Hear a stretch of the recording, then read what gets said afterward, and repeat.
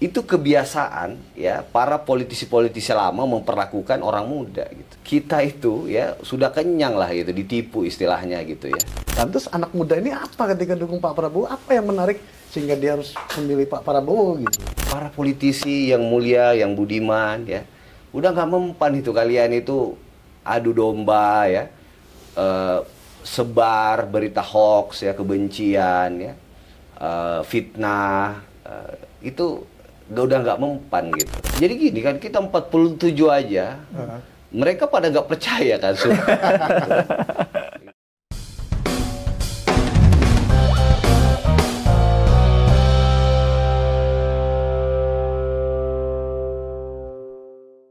Halo Sobat Rakyat Merdeka, senang sekali kami kembali menjumpai Anda dalam podcast Ngegas di Rakyat Merdeka bersama saya Ujang Sunda dan rekan saya Siswanto. Halo semua. Di pemilu 2024 ini jumlah pemilih milenial dan Gen Z itu sangat dominan. Berdasarkan perhitungan itu ada 113 juta atau 56%. Maka pemilih pemula ini akan menjadi magnet untuk para calon bagaimana menggaetnya. Jika mampu menggait mereka, tentu saja peluang untuk memenangkan Pilpres akan semakin mudah. Dan tamu kita hari ini sangat tepat dari kubu 02, dia langsung komandannya langsung.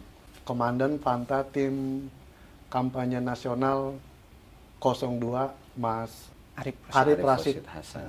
Beliau selain muda, dulu organisasinya banyak, mantan ketua PBHMI, di Dewan Masjid, dan organisasi kepemudaan yang lainnya banyak. Jadi ketika berbicara masalah milenial, gimana kubu 02 menggait pemilih milenial yang sangat besar itu, beliaulah orangnya. Dan sekarang beliau sudah ada bersama kami. Mas Arif, sebelumnya makasih sudah datang di Sama-sama Mas Kang Ujang ya. Siap, Mas. Kang Ujang yang tidak perlu diragukan kesundaannya. Oh, namanya ya Kang Ujang Sunda. Disingkat USU tadi. Kalau Sehat. Kalau kata Mas Eko, kalau disingkat bukan udah Sunda lagi. Mas Arif, Ya. seperti kita tahu, kalau kita berkaca pada survei, sejumlah lembaga survei, misalkan indikator lah gitu kan, kita bedah itu kan dari kategori pemilih, ini kubu 02 menguasai untuk pemilih Gen Z, milenial, hampir kalah paling di pemilih yang sudah 45 tahun ke atas kan. Dalam arti yang pemilih muda ini lebih banyak ke kubu 02 gitu kan. Memang pasca debat kemarin ini sepertinya kalau kita mencermati media sosial gitu kan, banyak juga anak-anak muda yang mungkin mengkritik gaya berdebat Pak Prabowo kemarin. Kalau dari Mas Arif sendiri untuk menangkal debat anak-anak muda ini agar tidak pindah dukungan, gimana caranya? Iya, makasih banyak ya udah diundang Mas Kang Ujang ya. Nah, benar tadi ya bahwa kontestasi Pilpres 2024 ini itu sudah pasti ya, siapa yang memenangkan suara anak muda atau orang muda ini, maka mereka yang akan duduk ya atau memenangkan pertarungan lah sebagai pasangan presiden dan wakil presiden, karena tadi datanya 56% ya. Dan alhamdulillah sejauh yang kami lihat ya, sejauh yang kami rasakan atmosfernya ya, sejak bahkan sebelum kami bergabung sebenarnya kan kecenderungan teman-teman muda ini pada pasangan Pak Prabowo dan Mas Gibran itu kan tinggi ya gitu. Kalau nggak salah data-data awalnya itu menunjukkan sekitar dari rata-rata milenial dan Gen Z itu mungkin sekitar 45% lah gitu. Nah, itu sebelum TKN itu terbentuk gitu. Nah, kemudian pasca TKN itu terbentuk, sekarang tadi ya, kalau spesifik ke Gen Z itu sekitar 57% kalau nggak salah. Kalau teman-teman milenial itu juga di angka 50% gitu. Jadi artinya apa yang menjadi harapan ya, apa yang menjadi aspirasi dari orang muda ini dirasa diwakili ya oleh Pak Prabowo dan Mas Gibran ya. Dan di banyak kesempatan saya sampaikan tidak banyak orang seperti Pak Prabowo ya, orang atau senior gitu ya, yang mau terbuka pada orang muda, yang mau memberi kesempatan pada orang muda. Dan ini saya kira kita nggak bisa ahistori karena Pak Prabowo sangat dekat dengan banyak orang-orang muda ya di sekelilingnya, dan juga sesuai dengan apa yang terus kami sampaikan ya, atau TKN sampaikan, bahwa Pak Prabowo dan Pak Prabowo ini mengusung visi bersama Indonesia Emas menuju Indonesia, bersama Indonesia Maju menuju Indonesia Emas 2045. Itu artinya ada keberlanjutan dari gagasan yang dibawa oleh Pak Jokowi sebelumnya ya. Di banyak kesempatan saya bicara soal isu kepemudaan ini. Saya kebetulan mengadvokasi sejak 2010 Mas. 2012 puncaknya pada saat sudah mulai ada narasi atau ada diksi tentang bonus demografi. Kami satu-satunya organisasi, waktu itu saya masih ketua HMI, yang membawa satu aspirasi dokumen ya, bahwa kepemudaan, agenda kepemudaan ini nggak cukup diurusin oleh Kementerian Pemuda dan Olahraga. Akhirnya tahun 2017 peraturan presidennya keluar tentang koordinasi lintas strategis kepemudaan. Itu ada 30-an ya kementerian lembaga yang punya tanggung jawab yang sama untuk ngurusin anak muda ini gitu. Karena kita belajar dari negara-negara maju, kita dapat momentumnya setelah 2012 itu, pada saat bonus demografi, puncaknya nanti 2035, ketika usia produktifnya bangsa kita atau Indonesia ini ada di angka 70-an persen gitu. Artinya udah lebih banyak usia produktif dibanding yang non produktif. Nah, itu hanya bisa kita raih ya kalau belajar dari China, Korea, Singapura, dan negara-negara maju yang lain. Cuma bisa kita raih kalau kita berhasil memanfaatkan atau menjadikan anak muda ini sebagai penggeraknya gitu, sebagai motor utama. Karena Indonesia punya ratusan juta anak muda ya. Kalau Bung Karno kan cuma butuh 10 anak muda untuk mengguncang dunia. Sekarang kita punya ratusan juta anak muda.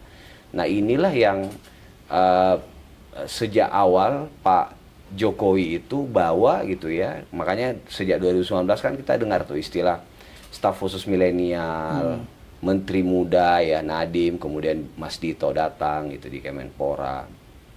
Terus di BUMN juga Pak Erik bawa kami ya, sebelum saya pensiun dini ya kan, direktur komisaris muda. Itu karena setelah kebijakan itu tadi, setelah kebijakan yang dibuat oleh Pak Jokowi itu ya, afirmasi kebijakannya, ternyata memang butuh representasi gitu. Nah, dalam konteks ini saya pengen bicara sosoknya Mas Gibran gitu. Jadi kalau Pak Prabowo tadi senior yang membuka ruang buat anak muda itu tidak banyak ya di Republik ini, dan itu hari ini dilakoni oleh Pak Prabowo. Nah, di sosok Mas Gibran ini memang akhirnya kita butuh representasi gitu. Jadi kalau dulu cuma menteri, cuma komisaris, direktur ya, cuma apa namanya staf khusus ya,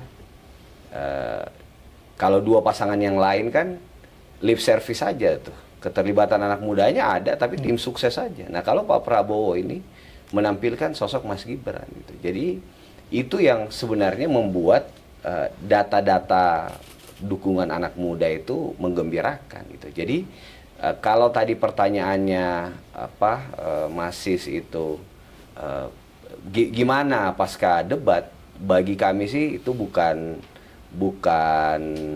hal yang mendasar, karena tadi latar belakangnya itu cukup kuat gitu, argumentasinya tadi cukup kuat gitu. Kenapa anak-anak muda itu punya referensi mendukung Pak Prabowo dan Mas Gibran. Jadi bukan sekedar mereka itu tidak akan tertipu gitu ya oleh tipu daya politisi yang hanya menjadikan mereka itu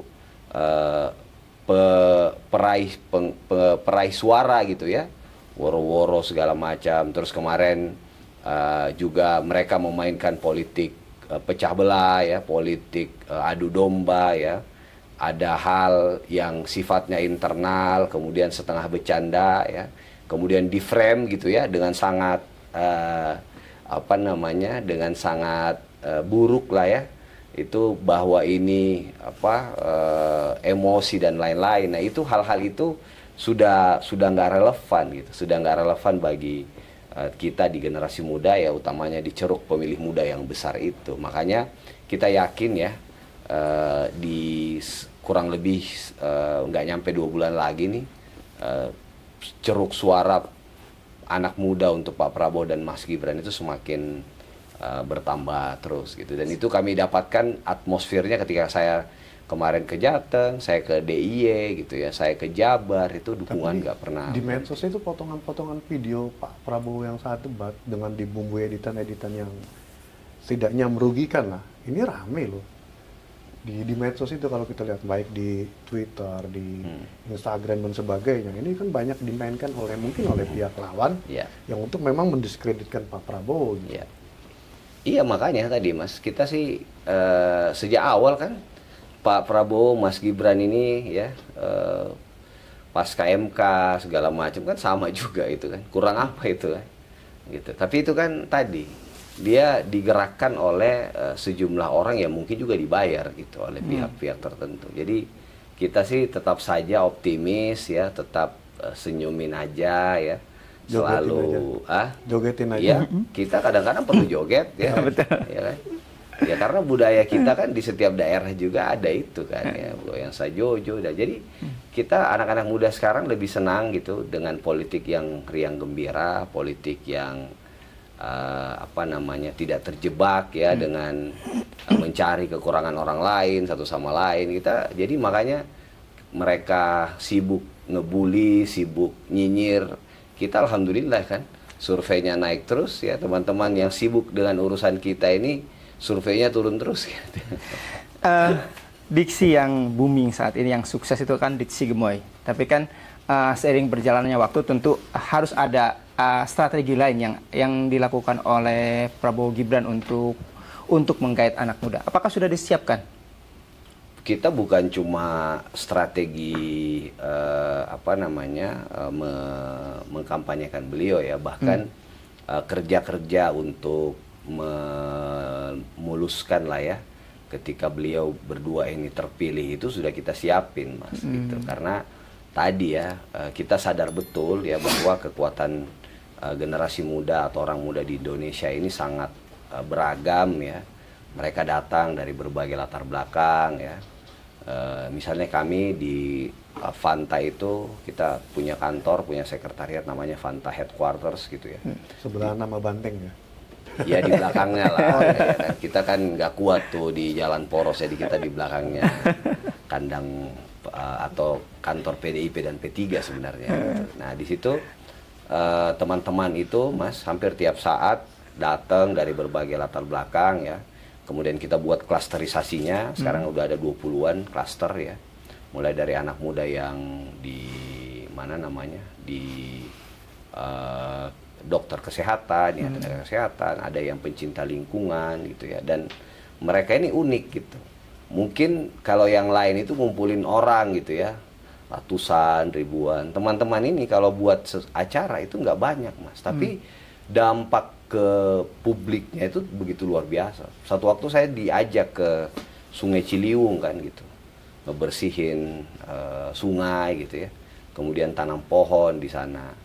Itu yang hadir mungkin 30-40an orang gitu, tapi dampak antusiasme dari kegiatan itu luar biasa di media sosial maupun di media mainstream gitu. Jadi sekarang ya kita itu perlu punya tafsir kembali gitu ya tentang bagaimana sih teman-teman muda kita ini gitu. Dan alhamdulillah saya berinteraksi dengan sama teman-teman ini kan tadi sejak 2010 awal itu kan gitu. Jadi merasakan betul ya gimana anak-anak muda ini kalau hanya sekedar dipakai gitu ya untuk ngumpulin suara kemudian habis itu ditinggal, daripada kita ngebina tuh sejak tahun 2010. Saya punya teman junior lah ya, mulai dari ketua OSIS dia Mas, ketua OSIS sampai hari ini udah bareng-bareng dia udah jadi pimpinan mahasiswa gitu.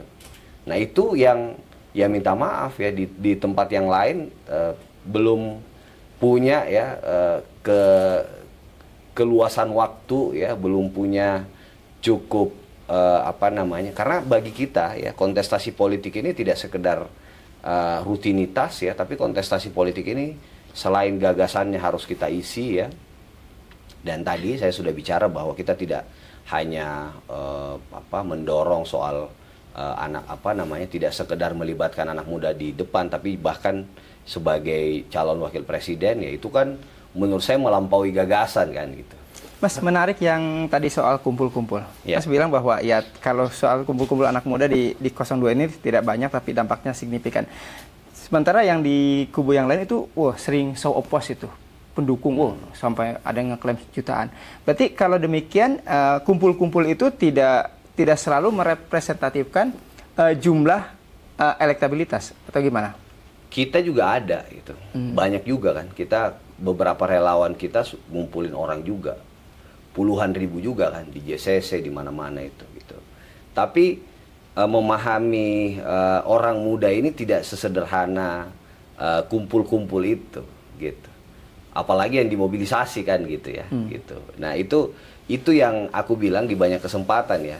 Kalau teman-teman ya baik di 01 mau di 03 itu pengen ke depan dukungan anak mudanya itu banyak, itu sejak hari ini kemudian kalau kalah ya, kalau kalah kontestasi yang akan datang ini 5 tahun ke depan itu dia harus jagain. Nah, baru setelah itu mereka itu baru boleh panen gitu. Kalau sekarang ya mereka datang tiap musim pilpres ya, janjiin anak muda macam-macam, itu nggak bakalan diikutin tuh. Mungkin mereka itu kalau mobilisasi anak muda pada datang ya karena dibayar kan gitu. Tapi apakah mereka ikut? Belum tentu gitu. Dan kan surveinya kelihatan kan. Mas, sebenarnya yang jadi saya masih bingung nih, banyak orang-orang bingung juga. Dari anak muda, misalkan dari kalangan milenial, tertarik dengan Pak Prabowo itu selain ada Mas Gibran, itu apalagi sih yang dijual? Karena kan program yang menonjol dari 02 ini kan yang selama ini selalu dikampanyekan ini kan bagi-bagi susu dan makan siang gratis. Dan itu bukan buat anak muda kan, buat anak sekolah gitu, bukan untuk Gen Z, bukan untuk milenial. Lantas anak muda ini apa ketika dukung Pak Prabowo? Apa yang menarik sehingga dia harus memilih Pak Prabowo gitu? Tadi Mas, jadi setelah afirmasi kebijakannya ada, yang kita butuh itu representasi. Hanya representasi doang. Representasi itu segalanya sih menurutku. Karena ya kita bicara ceruk anak muda yang besar ini, kalau nggak punya representasi Mas, itu bakalan ditinggal lagi gitu. Ya, itu kebiasaan ya para politisi-politisi lama memperlakukan orang muda gitu. Ya, jadi kita itu ya sudah kenyang lah gitu, ditipu istilahnya gitu ya. Gitu. Jadi kalau cuma sekedar ya jadi tim hore, jadi jubir muda dan lain-lain itu sih udah sejak tahun kapan itu kan 2014. Tapi setelah itu kan ya dengan segala hormat gitu ya, itu ditinggal gitu. Nah, makanya representasi itu ya bagi orang apa sih? Tapi bagi kami yang sudah berjuang sejak lama ya, bayangkan 2010 Mas sampai hari ini, itu bagi kami segalanya gitu. Representasi ini ya. Bahwa kemudian setelah itu kan gini Mas, kalau sudah ada representasinya ya, saya bilang dalam satu kesempatan sama Mas Gibran, Mas, panjenengan itu lokomotif, kami semua gerbongnya. Dan logika ini harus terus kita bangun gitu. Gitu. Logikanya Mas Gibran di depan, gerbong besar ini harus kita tarik Mas. Gitu. Harus kita tarik ke berbagai ruang-ruang pengabdian yang ada di depan gitu. Jadi dan itu yang menurut saya figur itu bagi kami ya Pak Prabowo juga sangat welcome kan gitu ya. Jadi itu yang belum lagi misalnya dari partai-partai pendukung kan ya. Kalau kita lihat kan partai pendukung ada Gerindra, ada PSI, ada dalam satu survei juga kan partai-partai ini ada PAN gitu ya. Cukup ruang buat generasi mudanya ini agak oke gitu. Jadi ini yang harusnya ya dijadikan pijakan ya buat mungkin para politisi bahwa sama teman-teman di partai politik ya juga bahwa orang muda ini nggak bisa lagi itu cuma sekedar pemanis ya panggung ya, tapi memang harus kita posisikan mereka itu sebagai pemain utama gitu. Tapi ini juga yang akhirnya dikritik oleh kubu lain ketika mereka ditanya surveinya rendah nih, gitu kan, kalah dengan 02 udah tinggi, mereka selalu membalasnya seperti ini. Justru kita malah bingung dengan 02. Mereka itu sudah didukung banyak parpol, ada Pak Jokowi di sana, ada Pak SBY di sana, tapi kok belum sampai 50% lebih gitu loh. Harusnya kan ini 60%, kampanyenya kemana-mana satu putaran. Gimana Anda menjawab untuk masalah seperti ini? Iya, ntar kalau kita hasil, jadi gini kan, kita 47 aja, mereka pada nggak percaya kan. Gitu. Jadi ntar kita kasih 55%, ya sekarang lah Mas ya. Survei kita udah tinggi, ngomong curang terus kan. Iya kan? Terus merasa ya nggak tahu diri juga gitu kadang-kadang, karena merasa diri nggak bagian dari pemerintah, padahal kan ya minta maaf ya, partai-partai pengusung baik 01 maupun 03 itu kan ada semua dalam pemerintah kan gitu ya. Gitu. Jadi sebenarnya kalau bilang bahwa ini curang segala macam, mungkin sedang bercermin kali ya kan. Karena dia juga ada dalam bagian pemerintahan ini gitu. Jadi bagi kami sih ya, sekali lagi ya terserah lah ya teman-teman itu pengen ngomong apa sama kita gitu kan. Kita yang pasti terus ya ada di tengah-tengah anak-anak muda ya. Apa yang menjadi aspirasi dari mereka, kita selalu hadir di sana gitu kan. Kita terus membersamai. Yang mahal dari anak-anak muda ini kan soal waktu Mas gitu. Ya coba dicek deh gimana kandidat-kandidat ini waktunya terhadap anak muda, itu pasti susah betul kan gitu ya. Kalau kita sama kalau Pak Prabowo kan tadi di sekitarnya itu beliau luar biasa kan, anak aktivis-aktivis mahasiswa zaman dulu kan di apa namanya, di benar-benar dibimbing sama beliau ya. Gitu.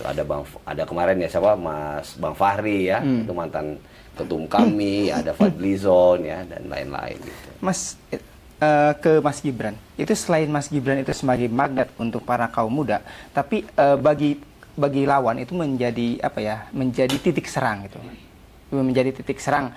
Bahkan yang terbaru itu dianggap bahwa Mas Gibran itu ya, soal debat nih Mas, katanya tidak pandai debat sehingga tidak ingin ada debat cawapres dan lain sebagainya. Nah, untuk mengcounter serangan-serangan itu dan menunjukkan bahwa Mas Gibran itu sangat layak untuk menjadi cawapres, seperti apa yang dilakukan? Ya kan, kecurigaan 0103 bahwa Mas Gibran nggak mau debat itu kan ada akhirnya kan. Nah jadi makanya Mas, anak-anak muda sekarang ini ya udah nggak gampang itu ditipu-tipu gitu ya, ya kan, diadu-adu ya kan mereka ini politiknya sejak awal kan gitu. Mas Gibran nggak mau debat, kita ngatur KPU katanya, itu kan dilontarkan oleh dua pasangan yang lain yang surveinya nyungsep ke bawah ini kan gitu, ya kan. Coba lihat, ya kan? Dari dulu kan bicaranya kita nggak mau. Akhirnya ada nih tanggal 22, nanti debat keempat lagi ada kan. Jadi orang-orang muda kita sekali lagi ya, itu ya para politisi yang mulia, yang budiman ya, udah nggak mempan itu kalian itu adu domba ya, sebar berita hoax ya, kebencian ya, fitnah, itu udah nggak mempan gitu. Jadi please berhentilah ya. Anak-anak muda kita ini orang rasional ya, mereka kaum terdidik ya, mereka udah tahu siapa yang pantas dipilih ya. Jadi kembalilah ke jalan yang benar ya. Karena dengan jalan yang benar bangsa kita ini bisa menjadi bangsa yang lebih baik, bangsa yang lebih kuat, dan insya Allah ya bersama Pak Prabowo dan Mas Gibran ini semua menjadi hidup kita menjadi lebih baik lah ya, utamanya buat orang muda itu. Tapi kan apa? Kalau berarti Mas Arief menilai sebagai anak muda, ketika kemarin Pak Anies ini kan ada positif, ada negatifnya ketika menyerang Pak Prabowo kan dalam debat. Dianggap dibalas ini kan dengan politik balas budi lah, menjatuhkan orang berdebat itu. Kalau sebagai anak muda melihat debat itu sebenarnya kemarin itu gimana sih nih? Format debat itu apakah seperti ini yang diinginkan anak muda atau enggak gitu? Debat yang saling menyerang dan saling menjatuhkan gitu. Kalau Pak Prabowo kayaknya menahan dia kan, nggak balik menyerang gitu. Iya seperti itu. Makanya sejak awal kan Pak Prabowo, Mas Gibran ini nggak mau ladeni hal-hal atau narasi-narasi kebencian yang diumbar oleh dua pasangan lain ini kan gitu. Jadi kita itu slow aja ya, senyumin aja, alhamdulillah kan Mas. Data-data survei aja kan signifikan naik gitu. Malah yang ngumbar kebencian ya, hoax, fitnah itu yang nyungsep kan gitu. Jadi itu yang alhamdulillah ya kita syukuri ya dari Pak Prabowo dan Mas Gibran ini. Kita nggak mau terprovokasi gitu ya dengan gaya-gaya politisi lama ini ya yang selalu pengen karena gini Mas, kita mungkin anak-anak muda ya, kalau yang first voters kan baru akan mengalami ini tahun ini gitu ya, tahun depan lah gitu. Tapi kan mereka punya memori ya 2019 itu Mas, ketika semua orang itu ada di dua kutub yang berbeda dan saling serang gitu kan. Ada yang keluarganya gak beruntung, akhirnya pisah gitu. Dan sampai sekarang masih banyak tuh keluarga-keluarga yang sampai nggak ngomong satu sama lain kan. Nah itu mereka itu udah nggak mau lagi gitu. Nah mereka melihat sekarang ya istilahnya Bang Fahri itu kan rekonsiliasi melanjutkan rekonsiliasi itu kan Pak Prabowo dan Mas Gibran ini kan.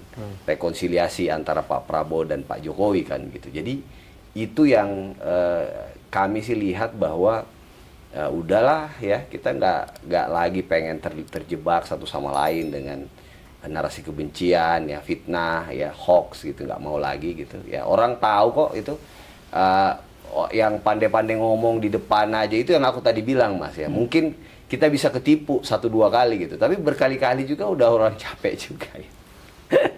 Iya kan? Jadi kalau cuma manis aja di bibir ya, waktu nggak punya ya, interaksi juga nggak terlalu elit misalnya, itu orang juga males gitu. Mas, saya mau minta tanggapan dari ini. Ada, kalau saya lihat ya, ada strategi berbeda dari kubu 03. Kemarin kan pas awal-awal pendaftaran pasca putusan MK itu kan menyerang kencang sekali kan Pak Jokowi ini. Sekarang ini mereka sudah mulai soft.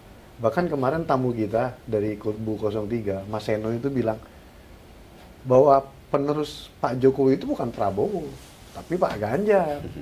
Secara semangat, egaliter, dan sebagainya, kerja itu Pak Ganjar, bukan Pak Prabowo. Yang bisa belusukan itu Pak Ganjar, kan Pak Prabowo. Gimana tanggapan Anda untuk menyikapi Mas? Iya, kita bersyukur lah ya, bahwa kesadaran kembali ke jalan yang benar itu mereka sadari ya kan. Iya kan? Karena ya biar gimana Pak Jokowi ini ya, approval rate-nya itu kan di atas 75% kan gitu ya. Jadi ya terima kasih ya Mas Seno dan seluruh teman-teman di 03 ya. Karena itu yang kita butuhkan gitu. Kesadaran untuk kembali ke jalan yang benar ya. Gitu. Karena dengan seperti itu ya bangsa kita ini bisa jauh lebih maju ya. Bangsa kita ini bisa on the track ya. Anak muda Indonesia ini kan butuh teladan ya. Ya, butuh teladan ya. Butuh teladan itu dalam artian butuh contoh ya, sikap kenegarawanan ya. Sikap yang benar-benar bisa mengayomi semua pihak gitu ya. Bukan sikap yang tadi ya, yang bicara perubahan ya, bicara oposisi tapi ada di dalam. Kalau berani kan, makanya kata Bang Fahri ya keluar dong ya kan. Di luar ya, siap nggak itu kan? Jadi oposisi di luar kan nggak siap juga ya kan. Sementara partai yang lain ya tadi ya sekarang balik lagi. Jadi ya kita nikmati lah ya. Kira-kira kalau kita senyumin aja proses ini semua ya. Kira-kira tobatnya udah telat atau belum? Ya insya Allah sampai 14 Februari lah ya kan. Kita butuh sahabat-sahabat kita ini kan untuk semua ya kan. Pak Prabowo bilang ya, walaupun cuma satu pemenangnya dan itu kami misalnya ya, Pak Prabowo dan Mas Gibran, kami akan rangkul itu. Dua sahabat, dan itu kan dicontohkan oleh Pak Prabowo dan Pak Jokowi kan gitu. Jadi kita ya gak apa-apa ya diserang, dicaci maki, difitnah, gak apa-apa. Kita tetap dengan apa yang sudah diajarkan oleh Pak Jokowi, Pak Prabowo ya, bahwa bangsa ini terlalu besar ya untuk dinikmati oleh satu pihak gitu. Mas, ini sebenarnya menarik Mas, tapi karena mungkin keterbatasan waktu, sebelum di akhir kita ada games Mas. Ada jawab cepat 5 pertanyaan. Bukan nama-nama ikan tapi itu. Dapat sepeda nggak ya? Oh, itu dia. Makanya kita nggak ada sepedanya. Yang pertama, guide milenial atau rawat pendukung fanatik? Guide milenial. Kampanye gimmick atau kampanye gagasan? Gagasan. Enak jadi relawan atau gabung parpol? Relawan dulu. Oh, relawan tetap. Kuasai Jawa Tengah atau Jawa Timur? Jawa Tengah. Terakhir, berat lawan Ganjar Mahfud atau Anies Muhaimin? Nggak ada yang berat. Wah. Satu putaran. Kayaknya kalau pilihannya kuasain Jawa Tengah apa Jawa Timur, milih Jawa Tengah memang tujuannya mau ngembosin PDIP. Karena gini Mas, aku boleh jawab itu. Oh, ya, boleh. Ya. Kita ini ya selalu, anak muda itu gitu. Jadi mereka ini selalu pengen sesuatu yang menantang gitu. Ya. Kalau dulu orang itu selalu takut Jawa Tengah merah ya. Bagi kami sih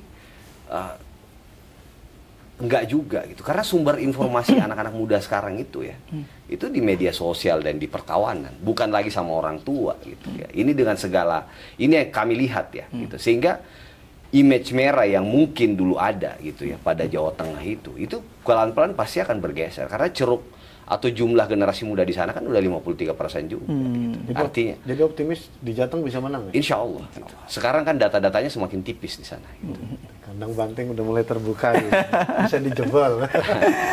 Sobat Rakyat Merdeka, itulah obrolan kami kali ini dengan Mas Arief Rosad, Komandan Pemilih Muda dari TKN Prabowo Gibran.